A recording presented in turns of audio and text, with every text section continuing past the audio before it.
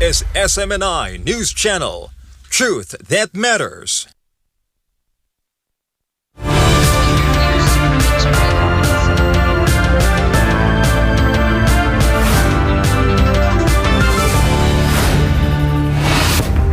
In the headlines, first, 2 U.S. National Guard members are in critical condition after a brazen shooting near the White House, prompting FBI Director Kash Patel to launch a full-scale national security response. Peace offer. Belarusian President Alexander Lukashenko offers Minsk as a venue for renewed Russian-Ukraine peace talks during a meeting with President Vladimir Putin in Bishkek.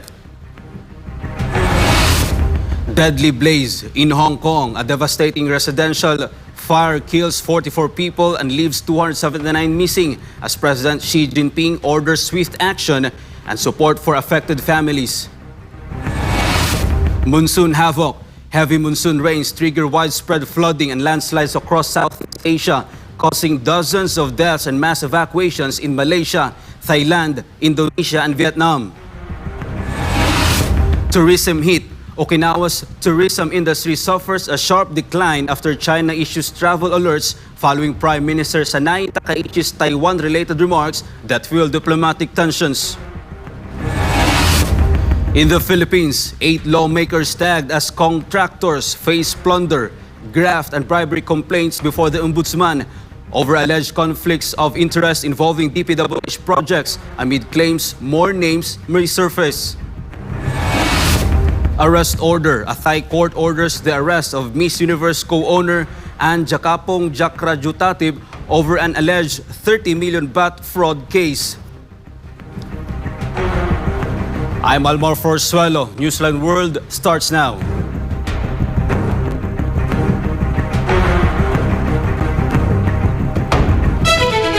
Heavy monsoon rains have unleashed widespread flooding and landslide across Southeast Asia, killing dozens, forcing mass evacuation in Malaysia, Thailand, Indonesia, and Vietnam. Jean Domingo has the story.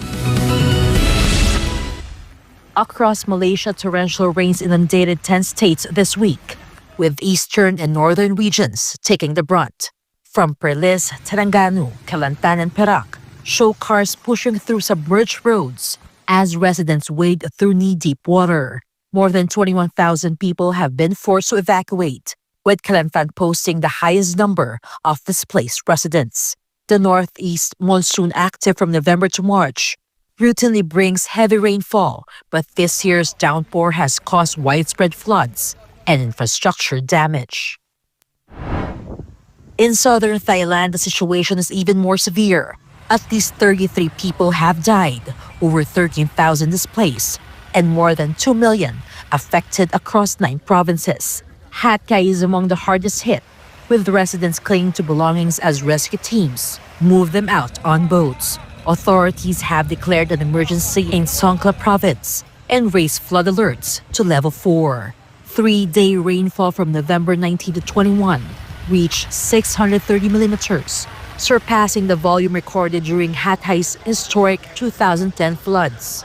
Economists estimate losses in trade and tourism at 1 to 1.5 billion baht per day. Persistent storms have also hammered Vietnam, where 91 people have died in a week of flooding and landslides. More than 1.1 million households and businesses have lost power. Indonesia is likewise grappling with deadly conditions. In North Sumatra, days of heavy rain triggered multiple landslides in Sibolga, leaving 5 people dead and 4 missing. Rescuers are combing debris-choked neighborhoods as waist-deep water forces residents into inflatable boats. Bad weather and unstable ground continue to hamper search efforts, with key roads, bridges, and schools heavily damaged. Across the region, emergency teams are racing to reach isolated communities as forecasters warn of more rain ahead. Authorities across Southeast Asia are on high alert as the monsoon season intensifies, with millions already affected and the humanitarian response still expanding. Reporting for Newsline World, this has been Jean Domingo, SMNI News. Tragedy in Hong Kong. A deadly residential fire leaves 44 dead and 279 missing as President Xi Jinping urges swift action and support for victims' families. Joy Tabanao tells us more. A huge fire is still burning in a Hong Kong apartment complex in northern Tai Po district. The fire erupted Wednesday afternoon. The complex has 2 apartments in 8 blocks. Following the incident, Chinese President Xi Jinping expressed condolences to the victims, which has claimed at least 44 lives. Xi also requested immediate updates on rescue operations and casualty figures. She also directed the Hong Kong and Macau Work Office of the CPC Central Committee and the Liaison Office to assist the HKSAR government in taking an all-out effort to extinguish the fire, conduct search and rescue operations, provide medical care to the injured, and comfort the families of the victims. Authorities managed to bring the fire across 4 blocks under control early Thursday morning. Though operations are still ongoing, police also arrested 2 directors and an engineering consultant for a construction company on suspension of manslaughter in connection with the deadly blaze. Authorities found that the buildings had been wrapped in plastic and protective mesh that may have failed to meet fire safety standards. In one of the unaffected buildings, some windows were reportedly sealed with what appeared to be foam material installed by a construction firm conducting maintenance work. Meanwhile, 45 people are in critical condition and 279 are still missing. 900 people are currently in shelters. Rescue operations continue as authorities work to ensure the safety of residents and provide aid to those affected by the tragedy. Joy Tabanao, your citizen correspondent reporting for Newsline World. The Philippine Department of Foreign Affairs says there are no confirmed Filipino casualties in the massive Level 5 fire that swept through a residential complex in Tai Po in Hong Kong. News territories. The Philippine Department of Foreign Affairs says there are no confirmed Filipino casualties in the massive Level 5 fire that has swept through a residential complex in Tai Po in Hong Kong's new territories. According to the DFA, the Philippine Consulate General officials are closely monitoring the situation as Hong Kong firefighters continue battling the blaze.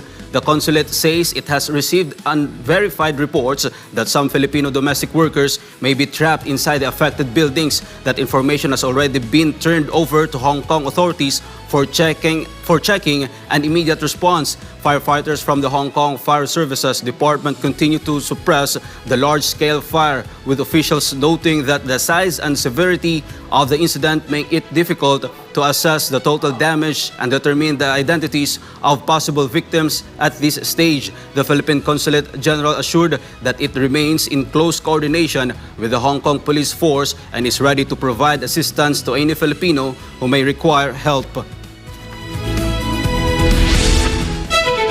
Meanwhile, the government's success against the remaining members of local terrorist groups in Mindanao continues as several of them surrendered, bringing their weapons with them. Many as 12 former terrorists in Maguindanao del Sur simultaneously returned to the government, fully renouncing violence. This move by the former terrorists is proof that more people now choose hope and peace over continued fighting. Of this number, 10 voluntarily surrendered to the 90th Infantry Battalion in Barangay Cabingue, Dato, Saudi Ampatuan. Those who surrendered brought with them 11 high-caliber weapons, including a rocket-propelled grenade or RPG, a 16mm mortar, and 9 various types of firearms. Meanwhile, 2 members of local terrorist group had previously surrendered to the 92nd Infantry Battalion in Barangay Salbo, Dato, Saudi Ampatuan. They also turned in their combat equipment, including an M4 rifle, a 16mm mortar, an improvised explosive device or IED, and a hand grenade. In an interview with SM9 News, Lieutenant Colonel Ronald Suscano, spokesperson of the 6th Infantry Division of the Philippine Army, said that this success was the result of the cooperation between the soldiers, the local government, and the families of the former rebels. Yung 12 na yon, 10 sa 90 IB at 2 naman sa 92 IB. So maghiwalay yon. So effort yon ng 92 IB, 90 IB, tsaka ng CMO company, Civil Military Operations Company, yung project liwanagan nila, utilizing mga imam, hostage, to convince yung family ng mga BIFF sa Dawla Islamia na sabihan yung kamag-anak nila na kung pwede mag-surrender. So, effort yun ng iba-ibang units. Suscano added that one of their strategies to encourage the terrorists to surrender was having soldiers appeal to the terrorist families to convince their relatives to give themselves up. Actually, tuloy-tuloy yung decisive military operations ng mga infantry units natin. So, tuloy-tuloy yun. So, habang nag-ooperate yung infantry natin, yung mga CMO units naman natin at iba pang trupa ng infantry nagkakandak ng community support program sa mga barangays. Priority yung mga barangay na kung saan may presence ng mga pamilya ng mga nasa kabila. Following this, Dato Saudi Ampatuan Mayor Basir Otto promised that the municipality is ready to guide the returnees as they start anew. Meanwhile, in his message, Major General Jose Vladimir Cagara, commander of the 6th Infantry Division and Joint Task Force Central, emphasized that these surrenders serve as a clear sign that hope and the desire for peace prevail in the communities. Finally, Lieutenant Colonel Suscano said that even though their area of responsibility is vast, they are gradually achieving success and peace, and they expect that by the end of the year, the local terrorist groups in their area will be neutralized. So sa side ng mga lawless terrorist groups sa Bangsamoro area, yung BIFF saka Dawla Islamia, tuloy-tuloy yung mga success sa mga operations natin, combat and non-combat. At by this time, very positive tayo na bago matapos ang taon, makatuluyan ng mawala yung grupo ng Dawla Islamia as well as ng BIFF. Kunti na lang natitira sa kanila. For God and my beloved Philippines, Almar Forswalo, SMNI News. Up next, 8 lawmakers tagged as contractors face plunder, graft and bribery complaints before the Ombudsman over alleged conflict of interest involving DPWH projects amid claims more names may surface. More news when Newsline World returns.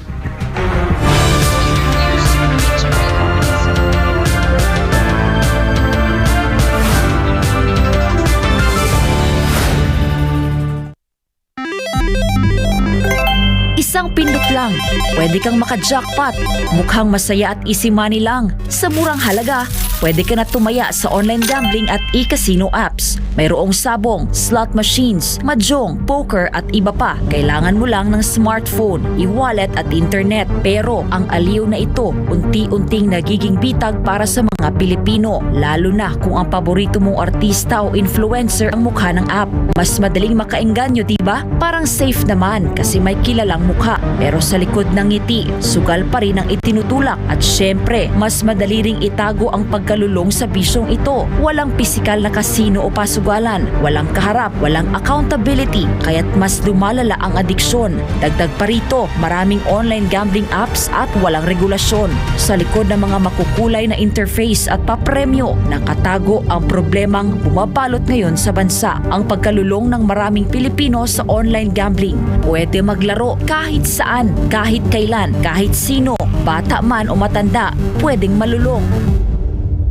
Ayon sa mga eksperto, ang pagkakalulong sa online gambling ay nagdudulot ng matinding stress at anxiety, pagkakabaon sa utang, pagkawasak ng pamilya, pagkawala ng tiwala sa sarili. At tulad ng ibang bisyo, may mga senyales ito tulad ng hindi makapagpigil kahit walang pera, palihim na tumataya, pagpapabaya sa trabaho, pamilya o sarili. Sa bawat taya, may mga taong tunay na kumikita, mga malalaking negosyante at investors na negosyo ang bisyo ng masa. Para sa kanila, perang pumapasok lang ito. Pero para sa ordinaryong Pilipino, kabuhayan at relasyon ang nauubos. At ang masakit, tila matagal itong nahayaan. Hindi ito naging prioridad ng mga nakaupo sa taas hanggang sa sobrang lumala at halos naapektuhan na ang buong komunidad. Ngayon, sa dami ng nalulung at sa laki ng pinsalang naidulot sa kapalalong umugong ang mga panukalang batas para higpitan ng online gambling, gaya ng pagbabawal sa paggamit ng e-wallets para tumaya, pagtaas ng minimum bet, mas mahigpit na identity verification, pag-block ng mga illegal na gambling sites, at bawasan o ipagbawal ang mga ads na target ang kabataan.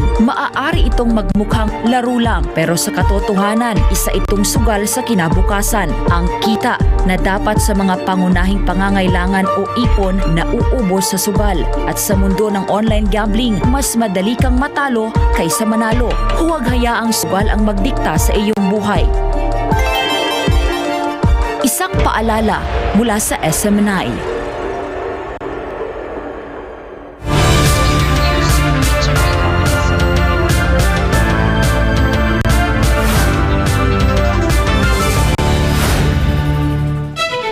Eight congressmen dubbed as contractors are now facing plunder, graft, and bribery charges before the Office of the Ombudsman due to alleged conflict of interest. It was discovered that they own construction companies that were still awarded projects from the Department of Public Works and Highways, or DPWH. However, according to the Office of the Ombudsman, there are allegedly still many more contractors.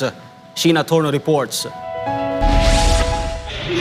Boxes upon boxes of documents containing evidence were again submitted by the Department of Public Works and Highways, or DPWH, and the Independent Commission for Infrastructure to the Office of the Ombudsman this Wednesday. They are recommending the filing of plunder, graft, and bribery charges against 8 congressmen dubbed as contractors, who either own or have relatives who own construction companies that receive contracts from the DPWH. Kasama po sa mga ebidensyang sinamit namin ay mga records galing sa Securities Exchange Commission tungkol sa mga iba't ibang kumpanya na konektado sa mga kongresista. Kaya doon po na-establish yung direktang pagmemay-ari ng mga individual na sinabi natin kanina, mga kongresista, at kasama si former Congressman Zaldico. Aside from former Acobico Congressman Zaldico, charges are also being recommended against CWS Congressman Edwin Guardiola, Usuag Ilonggo Congressman James Ang Jr., Pusok Pinoy Congressman Jordi Nisay, Bulacan 2nd District Congresswoman Agustina Pancho, Cagayan 3rd District Congressman Joseph Lara, Surigao del Norte 1st District Congressman Francisco Matugas, and Tarlac 3rd District Congressman Noel Rivera. We're ready to do the fact-finding, and I'd like to say that we have started on some of these names already before. Sinimulan na namin ang pag-iimbestiga. I remember studying Congressman Guardiola's activities already. Sinimulan na namin yan. Tapos, Pancho was always part of the list. And then, yung iba hindi ko masyadong nagulat nga ako sa ibang pangalan. At tingin namin ay talagang may conflict of interest. Marami pa yan. Hindi pa bababa sa 12 hanggang 15. Yung very evident. Hindi na kinakailangan yung beneficial interest test. Pwede mo nang sabihin na talagang sila na yon may conflict of interest na. Ombudsman Jesus Crispin Rimulya said that he will speak with House Speaker Boji D next week because many lawmakers allegedly involved in the flood control scandal will be affected. Rimulya emphasized that as much as 10% of the member of the House of Representatives may be affected, implicated, and charged in connection with the issue. Madidisrupt talaga ang Congress dito. Madidisrupt sila. Marami masasaktan dito kasi the book is full of our law is full of statutes that will make people accountable and pay the price. Unahan na nila kami kasi pag kami nauna, iba na usapan yan, di ba? Meanwhile, Rimulya wrote to the Bureau of Immigration to place 77 government officials and private individuals under foreign travel restriction order. This includes unnamed senators, congressmen, and even contractors. Basta under investigation ka, you're part of government, you should not be traveling and leaving this jurisdiction. For God and for my beloved Philippines, this has been Sheena Torno, SMNI News. In a major crackdown at Ubilibid Prison, Bureau of Corrections Director General Gregorio Pio Catapang Jr. has ordered the preventive suspension of a female corrections technical officer caught with suspected illegal drugs. The officer identified as CTO1 Melchora Wong was caught red-handed during a routine inspection at Gate 1 of the maximum security compound around 7:30 Wednesday morning. Officials say Wong had hidden 2 plastic sachets of suspected shabu inside a pouch of pandesal. The discovery was made by CO1 Benito Pancho, who was immediately recognized for his vigilance in a follow-up operation led by NBP Maximum Security Camp Commander Major Henry Avila. Authorities recovered 33 more sachets of suspected shabu from a person deprived of liberty, Rainiel Dizon, who reportedly frequently visited Wong at the hospital. Director General Katapang confirmed that formal charges have been filed against Wong. Meanwhile, Pancho has received a spot promotion for his swift action with a formal awarding scheduled for next Monday's flag raising ceremony. Katapang also called on all corrections officer manning entry points to stay vigilant and strictly follow protocols to prevent similar incidents in the future. The Bureau of Corrections reiterates its commitment to enforcing discipline and integrity among its ranks as it continues to battle illegal activities within its facilities. Reporting from New Bilibid Prison. The Senate swiftly approved over 28 billion pesos in the budget for the Office of the President and the Presidential Management Staff for 2026 after no senator raised any questions and deliberations were concluded in just 4 minutes. Jane Cudnita tells us more. It only took 4 minutes to pass and declare as deemed submitted the proposed 28.154 billion budget for the Office of the President and the Presidential Management Staff for 2026. No senator interpellated or asked questions regarding the allocation of over 27.3 billion pesos for the Office of the President and 854 million pesos for the Presidential Management Staff. Senator Jinggoy Estrada himself requested to end the interpellation immediately as a gesture of respect to a co-equal branch of government. This representation wishes to move for the termination of interpellation on the budget of the Office of the President as a show of institutional courtesy to a co-equal branch of the government and to the President of the Republic. The senator also said that he supports the approval of the OP budget, which increased by 66.2 million pesos for 2026. A considerable amount of the OP budget for fiscal year 2026 will be used for the hosting of the ASEAN Summit. The Office of the President received unmodified or unqualified opinion from the Commission on Audit for 3 consecutive years. According to Senate Majority Leader Juan Miguel Zubiri, Minority Leader Alan Peter Cayetano also did not raise any questions. Since there were no objections, Senate President Vicente Soto III declared the OP and PMS budgets as deemed submitted. This has been Jane Cudnita, your citizen correspondent, reporting for Newsline World.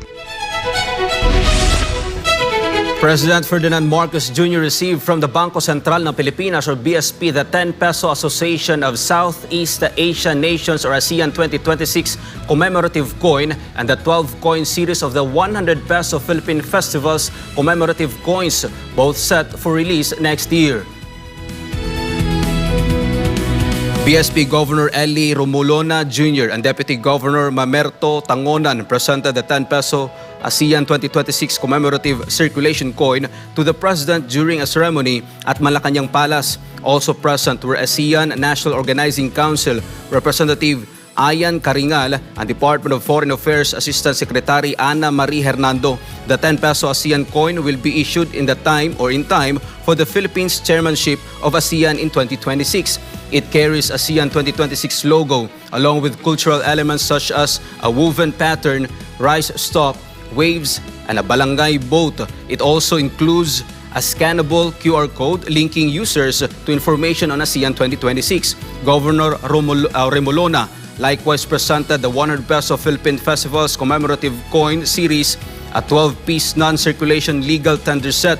The collection will be rolled out monthly beginning January 2026 with each coin highlighting a major Philippine festival. When we return, first, 2 U.S. National Guard members are in critical condition after brazen shooting near the White House, prompting FBI Director Kash Patel to launch a full-scale national security response. Peace offer. Belarusian President Alexander Lukashenko offers Minsk as a venue for renewed Russia-Ukraine peace talks during a meeting with President Vladimir Putin in Bishkek. Don't go away, Newsline World will be back.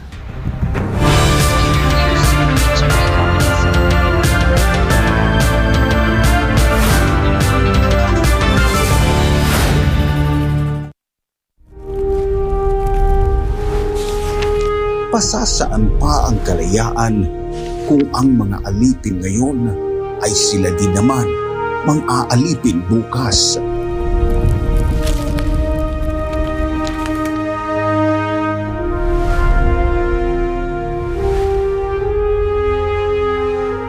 Ibigin mo ang iyong bayan ng sunod kay Bathala sa iyong kapurihan at higit sa lahat sa iyong sarili.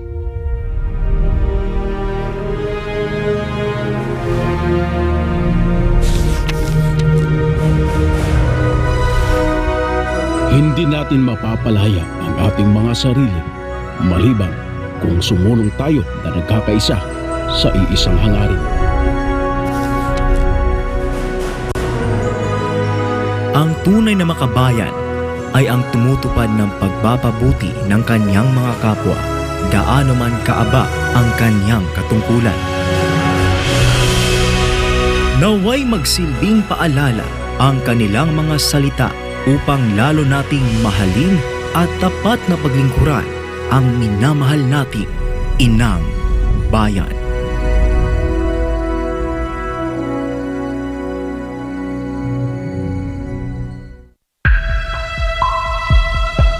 Sa kabila ng mga mas modernong kaalaman at teknolohiya, nananatiling matindi ang banta ng HIV sa Pilipinas. Pero gaano nga ba kalala ang sitwasyon? Ang HIV o Human Immunodeficiency Virus ay isang sakit na sumisira sa immune system ng katawan. Ngunit tandaan, hindi ito nakukuha sa simpleng pakikisalamuha. Hindi mo agad mararamdaman, pero unti-unti nitong pinapahina ang katawan. At kapag hindi naagapan, humahantong ito sa AIDS, ang huling yugto na impeksyon, kung saan halos wala ng panlaban ng katawan laban sa sakit. Patuloy na dumadami ang kaso ng sakit na ito sa Pilipinas. Isang nakababahalang pagtaas. Umabot na sa 500% ang itinaas ng HIV cases sa mga kabataang edad 15 hanggang 25. Ayon mismo sa Department of Health, 56 na bagong kaso ang naitatala kada araw sa bansa mula Enero hanggang Marso 2025. At ang pinakamatinding apektado, ang kalalakihan at kabataang Pilipino. Dahil dito, ang Pilipinas na ngayon ang may pinakamataas na bilang ng bagong kaso ng HIV sa buong Western Pacific region. Isang indikasyon ng lumulubahang sitwasyon. Kaya nananawagan ng Department of Health gawing opisyal at urgent ang laban sa HIV sa pamamagitan ng isang Public Health Emergency Declaration. Kalalakihan ng pangunahing apektado. 95% ng bagong kaso ay lalaki. Mahigit 1/4 ay kabataang nasa edad 15 hanggang 24. Habang wala pang deklarasyon, patuloy ang DOH sa mga sumusunod na hakbang: HIV testing, libreng gamot, self-test kits, at pakikipagtulungan sa DepEd para sa edukasyon sa mga paaralan. Isinulong rin ng DOH ang online patient appointment system para sa HIV patients. Layunin nitong gawing mas madali at mas personal ang pag-access sa libreng gamutan at konsultasyon ayon sa schedule ng pasyente. Ang HIV ay hindi tulad ng flu. Hindi ito basta naipapasa sa hangin. Ito ay naipapasa sa pamamagitan ng personal na desisyon. Kailangan din nating pagtuunan ng pansin ang ugali, disiplina at personal na responsibilidad. Isang paalala mula sa SMNI. Madalas ka bang napapasobra sa pag-scroll sa phone mo kahit puro masasamang balita ang nakikita mo? Isipin mo ito. Nakahiga ka na sa kama, nagche-check lang ng phone bago matulog. Tapos, hindi mo na malayan, ilang oras ka na palang nagbabasa at nanonood ng mga balita tungkol sa digmaan, sakuna, politika at lahat ng masasamang nangyayari sa mundo, nakakaramdam ka na ng kaba at pagod. Pero tuloy mo rin ang scroll mo. Ang tawag dyan ay doom scrolling. Ito ang habit ng paulit-ulit na pagtingin sa mga negatibo o nakakadepress na content tulad ng digmaan, krimen o problema sa mundo. Nakaka-stress pero hindi mo pa rin mapigilan. Ayon sa isang pag-aaral ng Texas Tech University, ang sobrang konsumo ng masasamang balita ay nauugnay sa pagtaas ng stress, anxiety at pisikal na sintomas gaya ng pagkapagod at sakit ng ulo. Ayon naman sa Harvard Health, ang doom scrolling ay nagpapataas ng fight or flight hormones tulad ng cortisol at adrenaline na nakakapagpabigat ng isip at katawan. Nakakaapekto ito sa iyong mood, tulog at maging sa mental at physical health mo. At kapag naman puro memes at random na content ang pinapanood mo ng sunod-sunod hanggang sa mawalan ka na ng gana na mag-isip at gumawa ng iba pang gawain, ang tawag naman diyan ay brain rot. Sa Gen Z at tinatawag na internet culture, ang brain rot ay overconsumption o sobrang tagal na panonood ng paulit-ulit, mababaw, magulo o walang saysay na content online hanggang sa parang manhid na ang utak mo. Kapag nasobrahan, syempre, nakakasama. Nawawalan ka na ng focus, nawawala ang motivation, hirap mag-isip ng malalim, parang lutang o foggy ang utak. Masaya sa simula, pero kapag sobra, napapagod ang isip mo. Nahihirapang mag-concentrate at parang lutang. Mas delikado pa ito sa mga bata dahil ang utak nila ay nasa proseso pa ng pag-develop. Kaya mas malakas ang epekto ng doom scrolling at brain rot sa kanila. Maaaring makaapekto sa pag-aaral, pag-iisip at pakikitungo sa iba. Ang higit sa 4 na oras ng screen time araw-araw sa mga kabataan ay konektado sa 35 to 88% na mas mataas na posibilidad ng depresyon, anxiety at stress. Base ito sa isang malawakang pag-aaral sa Brazil. Kaya, maging balanse. Magpahinga sa screen. Magbasa. Makipagkwentuhan. Magdasal.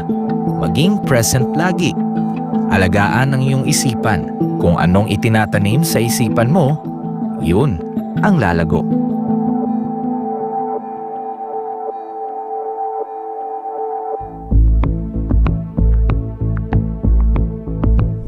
Ikaw ba ay namomroblema sa taas ng electric bill buwan-buwan? Huwag mag-alala, narito ang ilang paraan upang makatipid sa kuryente. Patayin ang mga ilaw at appliances kapag hindi ginagamit. Sa halip ay gumamit ng natural na liwanag upang makatipid sa kuryente.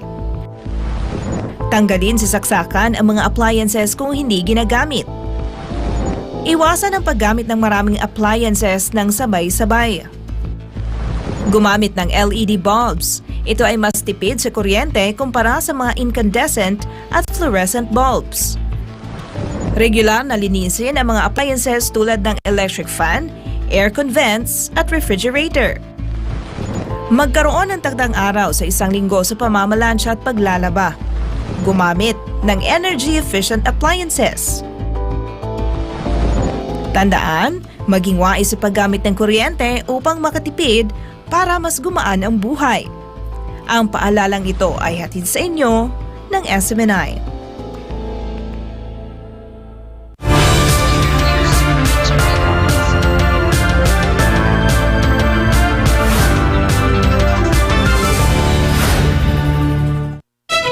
Two members of the U.S. National Guard are fighting for their lives after a brazen shooting near the White House, prompting FBI Director Kash Patel to launch a full-scale federal response and declare the attack a matter of national security. Paul Montibon reports. Two members of the U.S. National Guard are in critical condition after being shot in Washington, D.C. The FBI has now launched a full-scale federal response led by Director Kash Patel. According to FBI Director Kash Patel, federal, state, and local law enforcement agencies have been fully mobilized to track down the suspect in the shooting that occurred near the White House. Two of our brave members of the National Guard and the Department of War were brazenly attacked in a horrendous act of violence. They were shot They're in critical condition. As you can see behind me, we have assembled the full force of both the federal and state and local law enforcement agencies to bring bear all of our resources to make sure we find the perpetrators responsible for this heinous act. And make no mistake, they will be brought to justice. Officials identified the suspect as a lone gunman who allegedly launched an ambush on 2 guardsmen from the West Virginia National Guard. The gunman was taken into custody, but the motive remains unclear. DC police described the attack as an ambush by a lone gunman and imposed heightened security in the capital. Authorities are treating the incident as an assault on a federal law enforcement officer.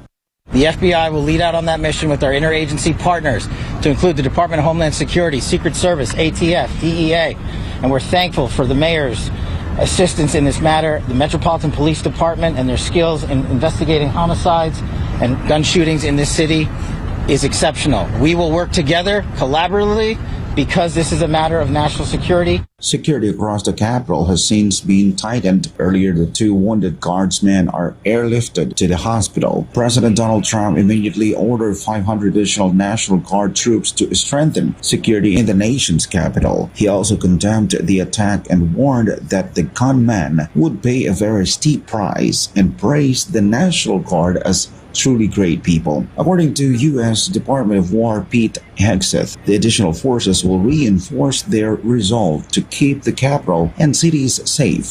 We will secure our capital. We will secure our cities. In fact, this happened just steps away from the White House. It will not stand. And that's why President Trump has asked me, and I will ask the Secretary of the Army to the National Guard, to add 500 additional troops, National Guardsmen, to Washington, D.C. This will only stiffen our resolve to ensure that we make Washington, D.C. safe and beautiful. The drop in crime has been historic. The increase in safety and security has been historic. But if criminals want to conduct things like this, violence against America's best, we will never back down.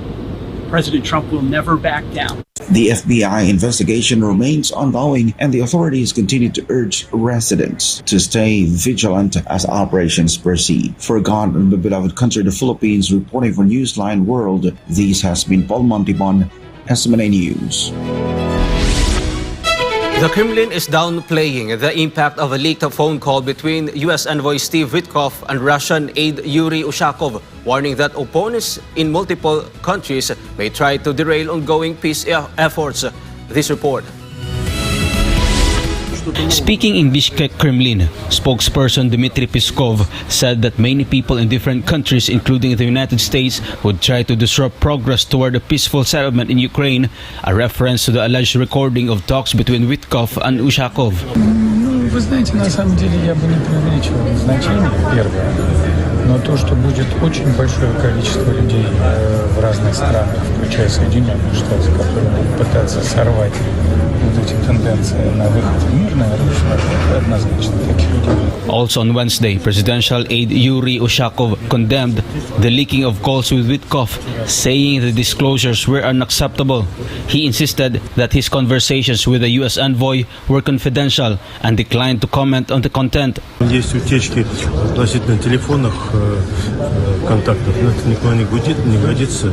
Некоторые эти утечки носят фейковый характер, другие, которые я бы вообще отказался комментировать, поскольку, например, мои разговоры с Уиткофом, они носят закрытый характер. Никто разглашать это не должен, никто. The alleged October 14 recording appeared to show Witkoff advising Ushakov on what to say to President Trump, prompting questions about the U.S. side coaching Russian officials. Trump, however, dismissed the controversy, calling the conversation a standard negotiation and saying Witkoff must sell terms to both Ukraine and Russia. Witkoff is expected to travel to Moscow next week. Reporting for Newsline World, Almar Forsuelo, SMNA News. Belarusian President Alexander Lukashenko has offered Minsk as a venue for new Russian-Ukrainian peace talks during a meeting with President Vladimir Putin in Bishkek on Wednesday. Jane Cunita tells us more. Putin and Lukashenko met in the Kyrgyz capital as discussions focused on bilateral ties and ongoing efforts to end the conflict in Ukraine. Lukashenko told Putin that Belarus is ready to host talks again, saying it will be timely if negotiations return to Minsk. He also noted that Western partners understand Belarus's alliance with Moscow and no longer question its role. Putin praised Belarus for advocating an end to the war since the earliest days. He recalled that the first negotiation attempts with Kyiv took place on Belarusian soil with Minsk's direct support. Putin said he would brief Lukashenko on recent diplomatic efforts aimed at reaching acceptable and desired results by peaceful means. Earlier, U.S. President Donald Trump sent Special Envoy Steve Witkoff would meet Putin in Moscow, while Army Secretary Dan Diskrol could engage with Ukrainian officials. Trump described his initial 28-point proposal as a map, not a plan, covering territorial concessions, military limits, elections, and a NATO guarantee, alongside Russia's return to forums such as the G8. Moscow has said it is waiting for the updated text following U.S. and Ukrainian consultations. Kyiv stated Tuesday it had agreed to the core terms of a deal, though details remain unclear. Если у вас будет желание вернуться в Минск снова, это к месту будет. Both leaders signaled readiness for further dialogue as diplomatic channels intensify amid renewed international efforts to shape a possible peace agreement. This has been Jane Coniter, Global Citizen Correspondent, reporting for Newsline World. Tourism in Okinawa, Japan is sharply declining after Chinese authorities issued travel alerts following recent remarks by Prime Minister Sanai Takaichi about Taiwan that have sparked diplomatic tensions. Prince Tripoli has the story. Ferry ports and local businesses in Okinawa, Japan are already feeling the impact of recent remarks by Prime Minister Sanai Takaichi regarding Taiwan, which drew criticism domestically and raised concerns about potential diplomatic tensions with China. Several tourist areas in the country are now facing a sharp decline in tourism due to the drop in visitors from abroad. Chinese government agencies have issued travel alerts, advising citizens to temporarily avoid visiting Japan.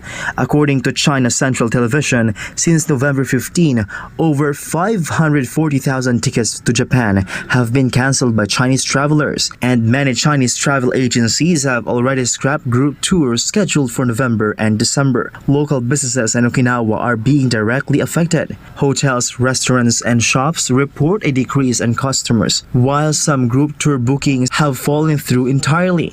そうですね、心配な、政治的な感じでは心配なんですけど、でも戻ってくると思ってるので、多分一瞬一時のことかなって思ってるので、そんなに心配は実はしてない感じですね。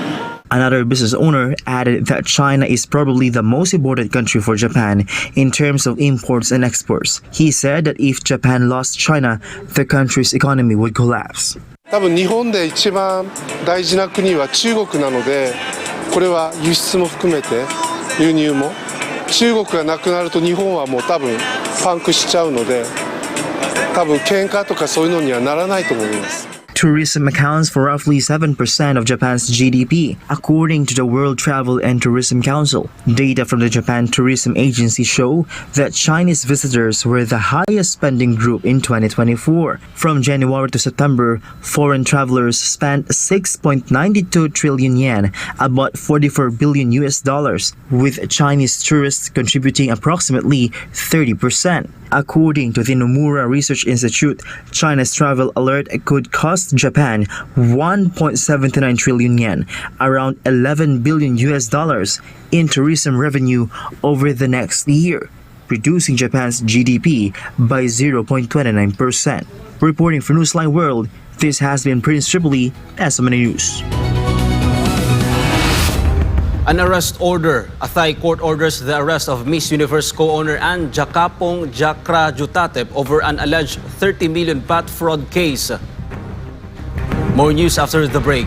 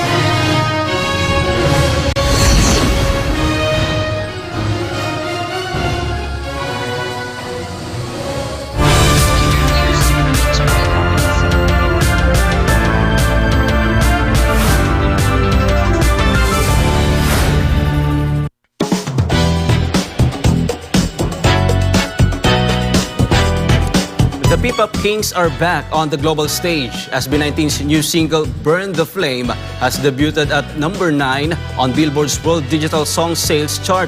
Meanwhile, a Thai court has ordered the arrest of Miss Universe co-owner Anja Kapong Jakrajutatep over an alleged 30 million baht fraud. Daniela Paulite has the details. P-pop group SB19 has once again achieved another milestone on the Billboard charts as their latest single, Burn the Flame, enters the World Digital Song Sales chart. The track debuted at number 9 on the Billboard chart dated November 29, 2025. Released earlier this month, it serves as the official anthem for the Honor of Kings King Pro League International Championship 2025. This marks another significant achievement for SB19, who continue to secure spots on the global chart. It is the group's 5th entry, following their previous hits, Gento at number 8, Dungka at number 7, Uma Aligid featuring Sara Geronimo at number 5, and Dam at number 1, making history as the first Filipino act to top a global Billboard chart. Industry observers note that SB19 continues to solidify their reputation as a leading force in OPM and P-pop, supported by their dedicated and organized fan base, 18. With continued strong streaming and digital sales, Burn the Flame could soon appear on the Billboard Philippines Hot 100, Top Philippine Songs, or possibly both charts in the coming weeks. Meanwhile, a court in Thailand has issued an arrest warrant for Anja Kapong Jakrajutatep, the media mogul and co-owner of the Miss Universe pageant, over her alleged involvement in a 30 million baht or $930,000 fraud case. According to the South Bangkok Civil Court, the case stems from a complaint filed by a plastic surgeon who claims he was deceived into investing in JKN Global Group in 2023. The court was scheduled to deliver its verdict on Tuesday, but Jakapong failed to appear. Because of her absence, the court issued an arrest warrant, saying her non-appearance may be considered an attempt to evade proceedings. The verdict has been moved to December 26. Meanwhile, same local media reports say Jakapong has flown to Mexico amid alleged financial troubles facing JKM. The Miss Universe organization says the case has nothing to do with the operation of the pageant, which found itself in fresh controversy during this year's Miss Universe 2025 competition in Bangkok. This came after a male host criticized Fatima Bosch of Mexico, who later won the crown for allegedly failing to post promotional content. For now, the public awaits whether Jakapong will appear in court on the rescheduled verdict date on December 26. Reporting for Newsline World, Daniela Paulita, SMNI News.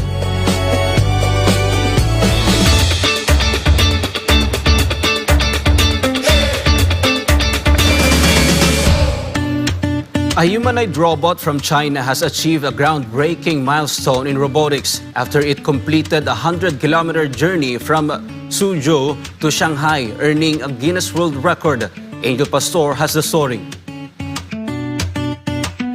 China's humanoid robot Agibot A2 has officially entered the Guinness World Records after completing the longest journey ever walked by a humanoid robot, covering 106 kilometers in just 3 days from Suzhou to Shanghai. Footage shows Agibot A2 steadily making its way from Suzhou's Oriental Gate of Xinju Lake to the world-famous Bund in Shanghai. The robot shared its achievement with a light-hearted message. The Guinness World Record for the longest journey walked by a humanoid robot was officially awarded on November 20. The robot jokingly remarked, "Thrilled, though its legs are a bit numb." The 56-hour journey included 15 battery swaps and 2 short rest breaks, highlighting major improvements in bipedal endurance and stability. Throughout the trek, Agibot A2 demonstrated advanced autonomous navigation, successfully handling highways, busy streets, bridges, cobblestones, traffic lights, moving crowds, and unexpected obstacles, all while adhering to traffic rules. The achievement is being hailed as a positive step forward for robotics innovation, showcasing the growing potential of humanoid robots in real-world environments. Reporting for Newsline World, this has been Angel Pastor, SMNI News.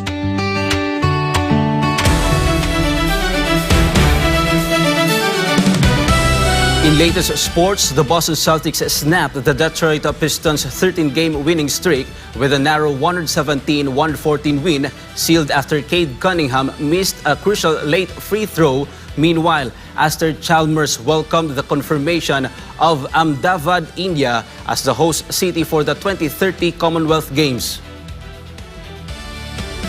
Or Boston with 33 points and 10 rebounds, while Derek White added a season-best 27 to lift the Celtics to 10-8. Despite Cade Cunningham exploding for 42 points, Detroit dropped to 15-3 and saw its NBA Cup hopes take a hit. The Pistons fell short of setting a new franchise record for consecutive wins, staying tied at 13 with their 1989-90 and 2003-2004 championship teams. The loss also pushed Orlando to the top of East Group B at 3-0, heading into Friday's group deciding matchup. In the closing seconds, Anthony Simons sank 2 clutch free throws for a 115-112 Boston lead.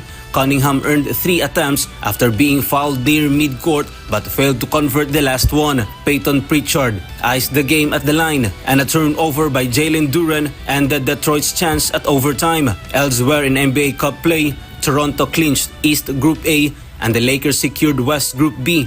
Group stage finishes Friday with 3 group winners and 1 wild card per conference advancing to the knockout rounds on December 9. Later games featured league-leading Oklahoma City targeting 10th straight win, Toronto eyeing a 9th consecutive victory, and Miami chasing a 6th straight triumph against struggling Milwaukee, a matchup that could determine East Group C depending on New York's result in Charlotte.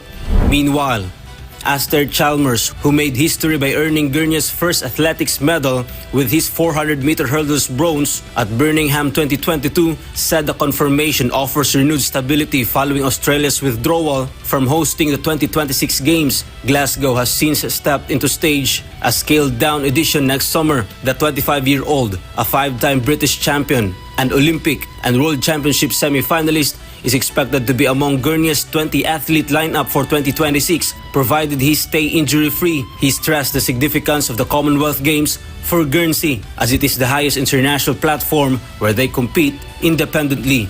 Although sports such as triathlon, badminton, and squash have been removed from the 2026 program, Chalmers praised Glasgow for stepping up at short notice. He hopes the full roster of sports will return by 2030 in India, restoring the classic Commonwealth Games spirit.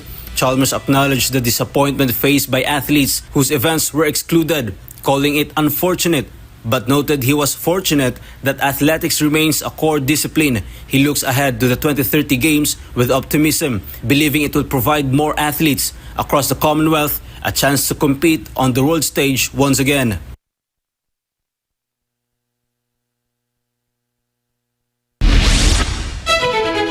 And before we end, may you be inspired with the words of the Son.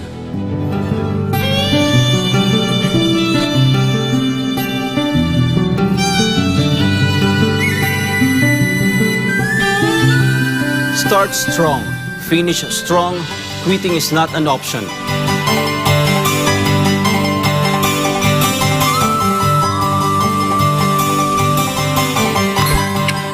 And as we keep track of the countdown, there's only 28 days left before Christmas. And that's all for this edition of Newsline World. For God, my beloved country, the Philippines, I'm Almar Forzuelo. Thank you for watching. Goodbye.